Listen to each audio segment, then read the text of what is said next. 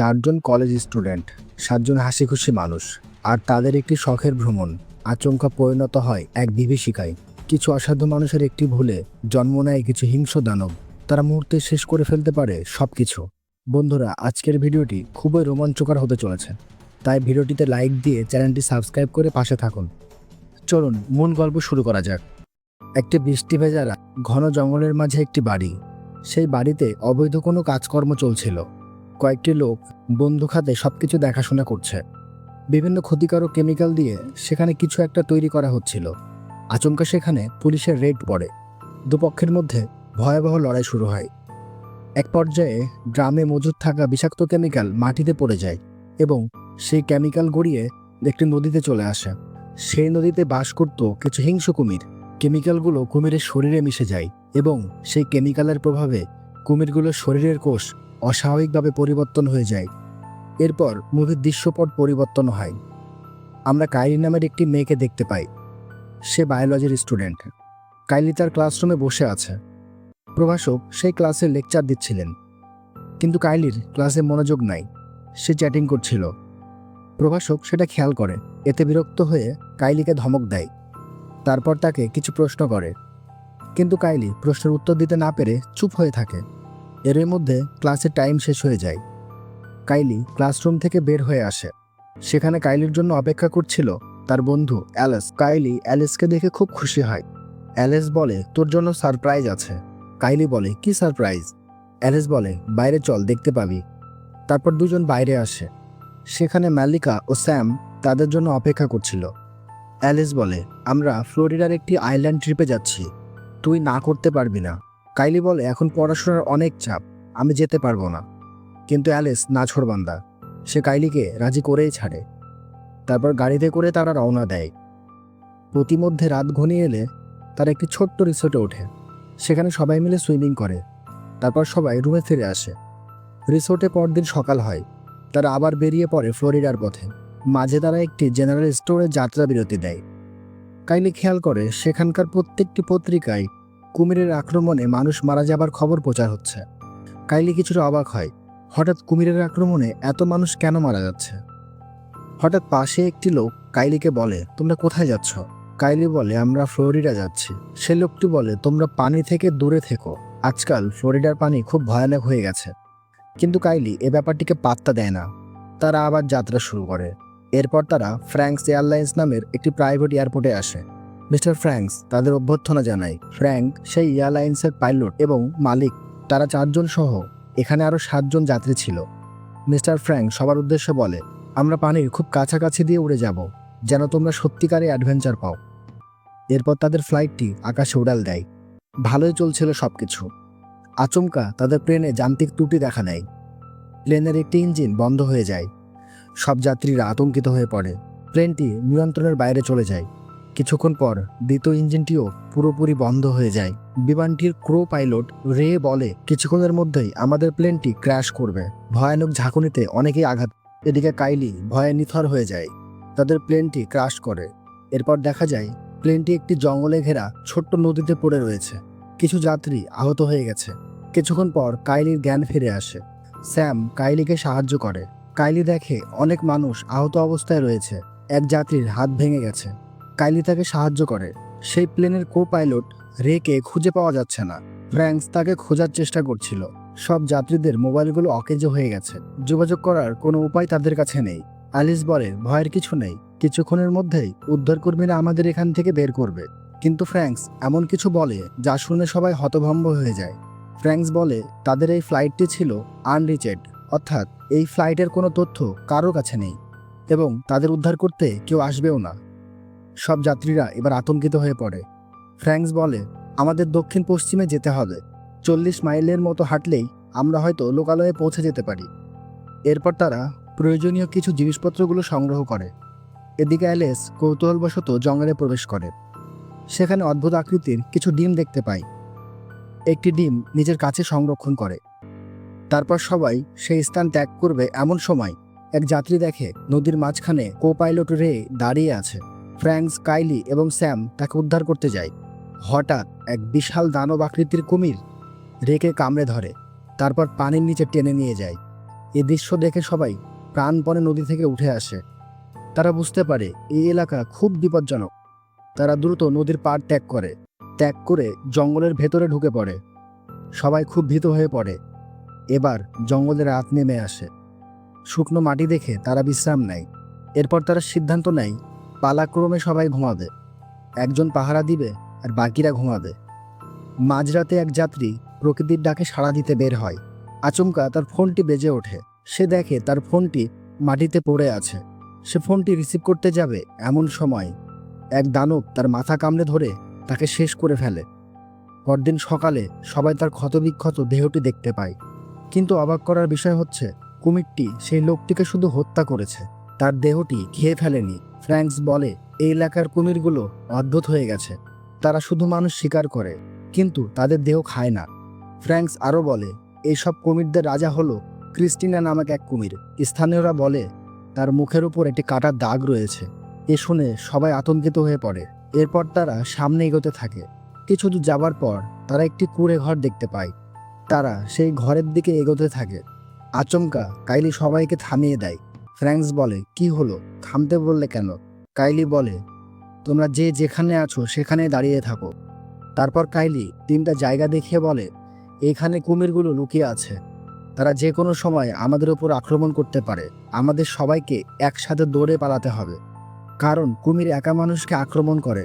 দলগত থাকলে আক্রমণের সম্ভাবনা কম হবে। কিন্তু এরই মধ্যে হঠাৎ এক কুমির আক্রমণ করে বসে। এ দেখে সবাই ভয়ে স্থির হয়ে যায়। কুমিরটি সেই যাত্রীকে টেনে নিয়ে যায়, আর বাকি কুমিরগুলো তাদের দিকে তেড়ে আসে। তারা প্রাণপণে দৌড়াতে থাকে। তারপর সেই কুঁড়ে ঘরে ঢুকে পড়ে। কিন্তু সব পেছনে থাকা মেয়েটির পায়ে কুমির কামড়ে ধরে, তাকে টেনে হিঁচড়ে বের করার চেষ্টা করে। সবাই মেয়েটিকে কুমিরের হাত থেকে বাঁচানোর চেষ্টা করছিল। অ্যালিস একটি শক্ত কাঠ দিয়ে কুমিরের মাথায় আঘাত করে। এরপর মেয়েটিকে বাঁচাতে সক্ষম হয়, কিন্তু কুমিরটি ঘরে ঢোকার চেষ্টা করছিল। সবাই মিলে ঘরের দরজাটি বন্ধ করে দেয়। এরপর রাত ঘনিয়ে আসে। স্যাম একটি ম্যাপ খুঁজে পায়। তারা দেখে এখান থেকে 2 মাইল দূরে একটি বড় বিল্ডিং আছে। তারা ভাবে সেই বিল্ডিংয়ে পৌঁছাতে পারলে তারা হয়তো মানুষের সাথে যোগাযোগ করার চেষ্টা করতে পারবে। কিন্তু রাতের আধারে কুমিরগুলো তাদের শিকার করার প্রস্তুতি নিচ্ছিল। তারা সেই রাতটি ওই কুঁড়ে ঘরেই পার করে দেয়। পরদিন সকালে তারা সেই বিল্ডিংয়ের উদ্দেশ্যে বের হতে চায়, কিন্তু মালিকা এটার বিরোধিতা করে। মালিকা বলে আমাদের এখানেই থাকা উচিত, বাইরে গেলে আমরা কুমিরের হাতে মারা পড়ব। কিন্তু কাইলি বলে আমাদের কাছে না আছে খাবার আর না আছে পানি, আর আমাদের উদ্ধার করতেও কেউ আসবে না। বাঁচতে হলে আমাদের এখান থেকে বের হতেই হবে। এতে দুজনের মধ্যে ঝামেলা শুরু হয়, কিন্তু সবশেষে তারা বাইরে বের হতে একমত হয়। এরপর তারা এগোতে থাকে। কিন্তু কুমিরের আক্রমণে আহত হওয়া সেই মেয়েটি আর চলতে পারছিল না। সে বসে পড়ে। সবাই তার জন্য অপেক্ষা করতে থাকে। কিছুক্ষণ পর মেয়েটি আবার হাঁটতে শুরু করে। এরপর তারা একটি ছোট্ট নদী দেখতে পায়। কাইলি বলে এই নদী ধরে চললে আমরা দ্রুত পৌঁছাতে পারবো। এবার তারা একটি গাছের গুঁড়ি দিয়ে নৌকা বানানো শুরু করে। অ্যালিস, ফ্র্যাঙ্ক আর স্যাম গুঁড়ি খুঁজতে বনে প্রবেশ করে। তারা ফেরার পথে অ্যালিস কিছু একটা দেখতে পায়। অ্যালিস খেয়াল করে ফ্র্যাঙ্কস আর স্যাম অনেক দূরে চলে গেছে। সে তাদেরকে ডাক দেয়, কিন্তু ততক্ষণে তারা বেশ দূরে চলে গেছে। অ্যালিস বুঝতে পারে সেখানে উৎপেতে আছে একটি কুমির। অ্যালিস তার হাতে লাঠি দিয়ে কুমিরটির চোখে আঘাত করে। এদিকে তাদের নৌকা তৈরি হয়ে যায়, কিন্তু অ্যালিস তখনও সেখানে পৌঁছায়নি। সবাই ভয় পেয়ে যায়। অ্যালিসের হয়তো কিছু একটা হয়ে গেছে। সবাই বলে আমাদের এখান থেকে দ্রুত বের হতে হবে, কিন্তু কাইলি বলে সে অ্যালিসকে ছাড়া এখান থেকে যাবে না। এর মধ্যে অ্যালিস দৌড়ে এসে বলে 2টি কুমির এইদিকে তেড়ে আসছে, আমাদের দ্রুত এখান থেকে পালাতে হবে। তারা সবাই নৌকায় উঠে পড়ে, কিন্তু স্যাম খেয়াল করে তার ব্যাগটি মাটিতেই পড়ে আছে। সে ব্যাগটি নিতে যায়। 2টি কুমির তার কাছাকাছি চলে আসে। স্যাম দ্রুত নৌকায় ফিরে আসে। তাদের পিছু পিছু কুমির দুটিও নদীতে নেমে পড়ে। ছোট্ট কাঠের নৌকায় তারা ভাসতে থাকে। কুমির দুটি সেই নৌকার দিকে এগিয়ে আসছিল। সেই আহত মেয়েটি বুঝতে পারে এইভাবে থাকলে কেউ বেঁচে ফিরতে পারবে না। মেয়েটি স্বেচ্ছায় সে নদীতে নেমে পড়ে। কুমির দুটি ধীরে ধীরে মেয়েটির কাছে এগিয়ে আসে। এরপর আচমকা কামড়ে ধরে পানিতে ডুবিয়ে নেয়। মেয়েটির বয়ফ্রেন্ড উন্মাদ হয়ে যায়। ফ্র্যাঙ্কস আর স্যাম তাকে আটকে রাখে। মেয়েটি তার নিজের জীবন দিয়ে বাকিদের রক্ষা করে। সবাই বাকরুদ্ধ হয়ে যায়। নির্জন জঙ্গল ভেদ করে তাদের ভেলাটি ভাসতে থাকে। কিছুক্ষণ পর তারা সেই বিল্ডিংটি খুঁজে পায়। তারপর সবাই নেমে পড়ে, কিন্তু বিল্ডিংটি ছিল সম্পূর্ণ ফাঁকা। বিল্ডিংয়ের দেয়ালগুলোয় রক্তের দাগ দেখা যায়।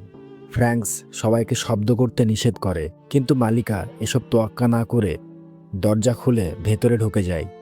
এই শব্দ পৌঁছে যায় বাইরে থাকা বিশাল আকারের সেই দানবদের কাছে।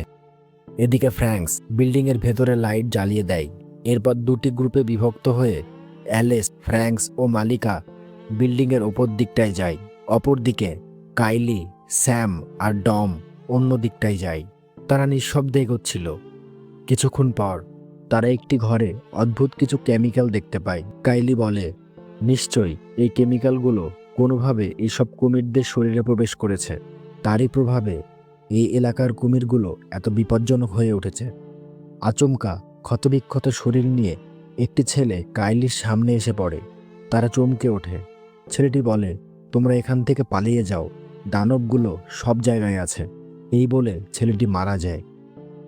অপরদিকে অসাবধানতাবশত মালিকা সিঁড়ি দিয়ে নিচে পড়ে যায়। ফ্র্যাঙ্কস তাকে সাহায্য করার জন্য এগিয়ে আসে, কিন্তু ফ্র্যাঙ্কসকে পেছন থেকে কামড়ে ধরে একটি কুমির। মালিকার ভয়াবহ চিৎকার শুনে বাকিরা সবাই সেখানে চলে আসে। মালিকা সব খুলে বলে ফ্র্যাঙ্কসের সাথে কি হয়েছে। এরপর তারা বিল্ডিংয়ের কোণার দিকে যায়। সেটি ছিল বিল্ডিংটির কন্ট্রোল রুম। কাইলি সেখানে রেডিও দেখতে পায়, কিন্তু সেই রুমের সামনের অংশে পানি জমা আছে, আর সেই পানিতে অনেকগুলো কুমির ঘুমাচ্ছিল। কাইলি বলে, আমি সেই রুমে যেতে পারলে সাহায্যের জন্য যোগাযোগ করতে পারবো। এখন কুমিরগুলো ঘুমাচ্ছে, নিঃশব্দে গেলে তারা বুঝতে পারবে না। এরপর কাইলি ধীর পায়ে এগোতে থাকে। সবাই চিন্তিত হয়ে পড়ে, কাইলি কি পৌঁছাতে পারবে? এরপর একে একে সবাই সেই রুমের দিকে এগোতে থাকে। কাইলি রুমে পৌঁছে যায়। এরপর রেডিও অন করে যোগাযোগের চেষ্টা করে। সব শেষে স্যাম রুমের দিকে আসতে থাকে, কিন্তু ভুলবশত কুমিরের ডিমে তার পা পড়ে এবং সেই শব্দে ঘুম ভেঙে যায় এক দানবের। মুহূর্তের মধ্যেই সেই দানব স্যামের মাথা কামড়ে ধরে। স্যাম বাঁচার চেষ্টা করে, কিন্তু দানবটি চোখের পলকে স্যামের মাথা শরীর থেকে বিচ্ছিন্ন করে ফেলে। ভয়ে সবাই আঁতকে ওঠে। তারা দ্রুত কন্ট্রোল রুমের দরজা লাগিয়ে দেয়। এদিকে কাইলির চেষ্টা সফল হয়। কাইলি যোগাযোগ করতে সক্ষম হয়। সে বলে, আমরা কুমিরে ঘেরা একটি পরিত্যক্ত বিল্ডিংয়ে ফেসে গেছি। অপর প্রান্ত থেকে তাদের লোকেশন জানতে চাওয়া হয়, কিন্তু এই সময় বিল্ডিংয়ের পাওয়ার চলে যায়। তারা আর যোগাযোগ করতে পারে না। বাধ্য হয়ে তারা সেই কন্ট্রোল রুমের পেছনের দরজা দিয়ে বের হয়। এটি ছিল এই বিল্ডিংয়ের একটি গুদাম ঘর। সেখানেই তাদের জন্য অপেক্ষা করছিল সবচেয়ে বড় দানব, যার কথা ফ্র্যাঙ্কস বলেছিল। বিশাল আকারের আর মুখের কিছু অংশ কাটা। সবাই নিরুপায় হয়ে পড়ে। তাদের পেছনে হটারও কোনো জায়গা নেই। হঠাৎ অ্যালিস কুমিরটির দিকে এগিয়ে যায়। সবাই বলে, অ্যালিস কি করছো তুমি, ফিরে এসো। কিন্তু অ্যালিস কুমিরটির আরও কাছে চলে যায়। তারপর তার ব্যাগ থেকে সেই ডিমটি বের করে। এরপর সেটি দানবটির সামনে এগিয়ে ধরে। অ্যালিস মনে করেছিল ডিমটি দেখে দানবটি তাদেরকে আক্রমণ করবে না, কিন্তু এবার কুমিরটি অ্যালিসের হাত কামড়ে ধরে। তারপর তার পুরো হাত ছিঁড়ে ফেলে। কাইলি কুমিরটিকে গুলি করলে সে অ্যালিসকে ছুঁড়ে ফেলে তাদের দিকে এগিয়ে আসে। ডম ধারালো চাকু দিয়ে কুমিরটিকে আঘাত করে, আর কাইলি গুলি করতে থাকে। এতে কুমিরটি আরও ক্ষিপ্ত হয়ে ওঠে, কাইলির দিকে তেড়ে আসে। এদিকে কাইলির বন্দুকের গুলি শেষ হয়ে যায়। কুমিরটি কাইলির কাছাকাছি চলে আসতেই কাইলি একটি বড় চাকু কুমিরটির চোখে ঢুকিয়ে দেয়। এরপর কুমিরটি কিছুটা নিস্তেজ হয়ে পড়ে। এবার কাইলি উঁচু জায়গায় উঠে কেমিক্যাল মেঝেতে ছড়িয়ে দেয়। এরপর একটি দেয়াশালাই দিয়ে সে মেঝেতে আগুন ধরিয়ে দেয়। সেই আগুনে পুড়ে দানবটি ছাই হয়ে যায়। এরপর সেই ভয়াবহ ঘটনার সমাপ্তি হয়। তারা ফিরে আসে লোকালয়ে।